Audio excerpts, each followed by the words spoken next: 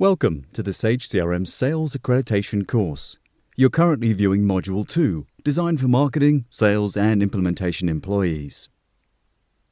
This syllabus level is designed for candidates taking the Sage CRM Sales Accreditation.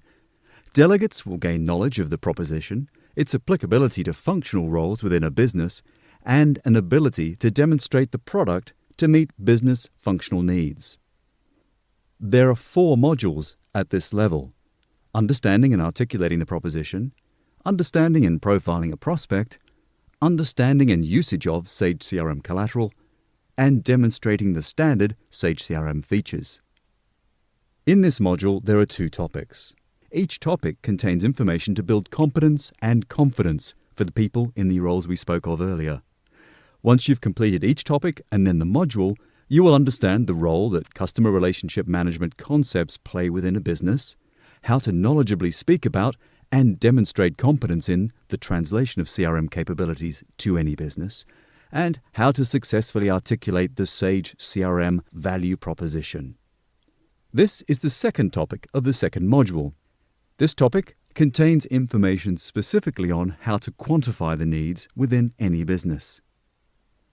Recall our earlier words from Topic 1 about CRM as strategy, not just software. It's designed to maximize, manage customer relationships in acquiring and developing knowledge about customers to improve all sorts of dimensions of customer satisfaction and retention. Recall, too, our job as trusted advisors is to get under the skin of a business, to figure out how they work in acquiring, selling, and servicing customers. And while many potential buyers of the Sage CRM product may know about their business, they do not know how Sage CRM could help them out. So it's our job to help them understand the value of a company-wide Sage CRM philosophy. A reminder, too, of the Sage CRM value proposition, and we speak of an affordable, adaptable, and easy-to-use solution designed for our target market, the small and medium-sized business. Let's look at this by different functional areas of a typical business. Today, typically when we speak to customers who reside in marketing roles, we often expect them and see them delivering along these types of 3 dimensions. Regardless of whether a person thinks they exist in a marketing role, the reality is most companies have some method of looking for and identifying new business. As trusted advisors, we need to understand a prospect's business, take the ideas on this slide and shape our conversations to bring out the pain points. Let's now take a look at the typical features in Sage CRM and how we can flow these into pain point conversations at various levels, be that a business leader or a functional operator. Taking those ideas, let's consider various functional pieces within marketing and think about the types of messaging that might be applied at different levels: strategic, operational, and analytical, as my headings at the top of the slide suggest. I'm aiming to bring out just a few sample features in line with these messaging levels to give you a feel for taking the whole product and thinking about how best to speak and uncover pain points.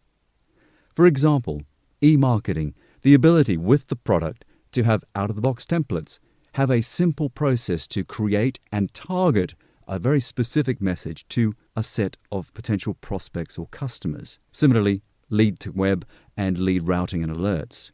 Strategically, we might talk to the CEO or a head of department around improving efficiency or productivity and potentially increasing revenue opportunities by expanding the way we can talk to customers and prospects. From an operational level, it could be a way of bringing a mass communication tool that may or may not exist in the company already and bring that into the CRM fold within a CRM platform. And from an analytical perspective, this could be a much more powerful message to get your targeting as a business even tighter than potentially you are doing with an external solution or indeed just straight email blast out of a traditional email client.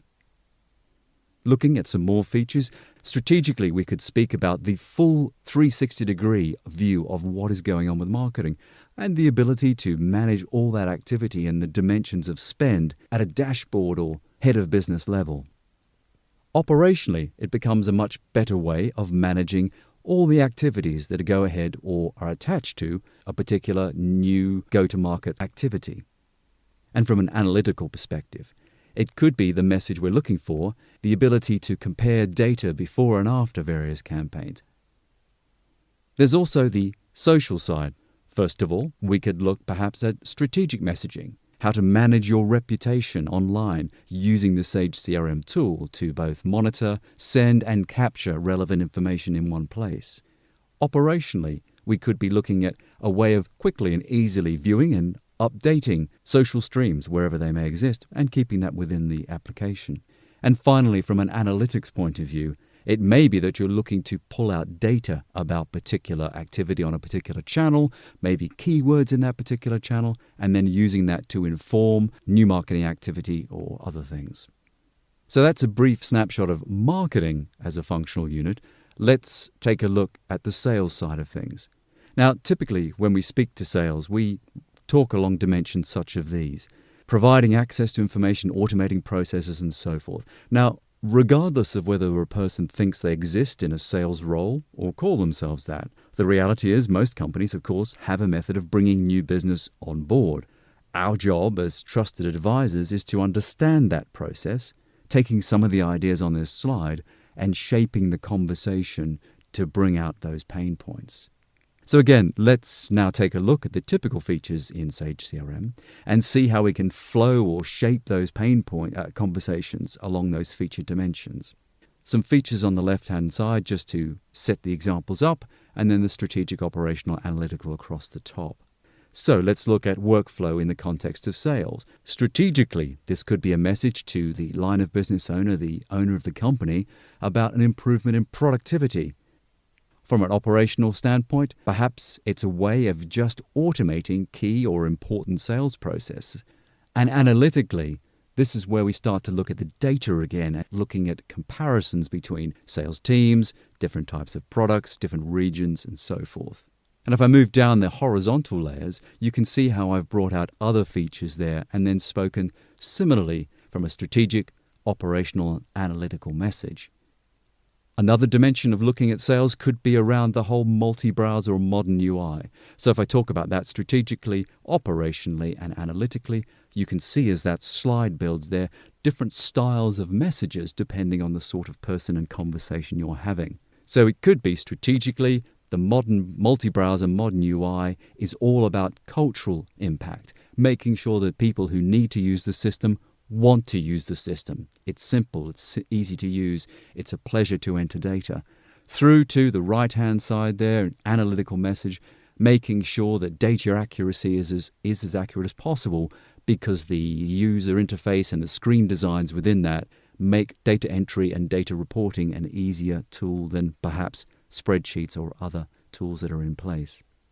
Finally, on sales, if I build this slide up for you, you see same sort of messaging again, strategic, operational, analytical, but maybe we talk about dashboards. And so it's a strategic message, perhaps to the owner-operator of a business, the complete 360-degree view of data in the company, whereas the analytical approach is really about giving maybe the right data to the right people, enabling them to enter it quickly and easily, and also being able to extract the data simply and easily from perhaps reporting, or maybe even placing those reports onto a dashboard for easy access. Now, if you're talking to someone in a service role, these are typically the bullet points about the value proposition, resolution of customer cases, more productive in storing knowledge, and so forth. And if I break that out, let's have a look again from our 3-level messaging and some sample features on the left. Things such as self-service portal. Talking strategically on that one, let's have a look. Driving customer care to a website to reduce cost right across the business. Perhaps opening up a whole new support approach using a website rather than telephony or email. Through to the right-hand side, the analytical messaging there, improving the data capture, because we're relying on customers to input their data that they know, rather than someone in my organization copying and pasting or updating from a phone message or so forth. If I look at email to case capability, strategically, another way of reducing support overhead by delivering another version of self-service. Through to the right-hand side, the analytical message there, getting information direct from source again, increasing accuracy, maybe with the workflow tool, working those two things together to have much faster case resolution and better data capture because of that. If I move to the next slide, you can see more messages again for the service type industry and departments within that. The dashboards, strategically, what are we talking about?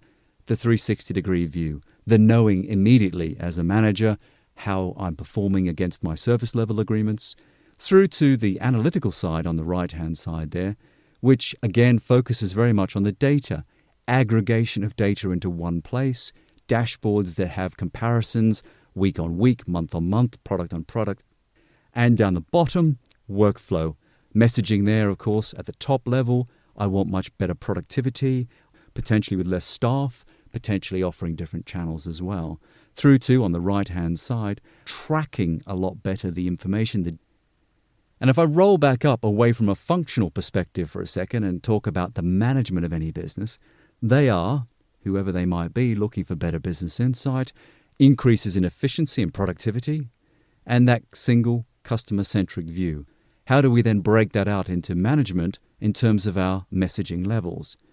If I look at maybe the top one there, the integrated CRM ERP story, of which Sage delivers a very good story, strategically, it's a strategy there of doing more with connected systems, potentially surfacing relevant financial data to field sales and service people, provide more accurate information out in the field because we know about stock levels and so on.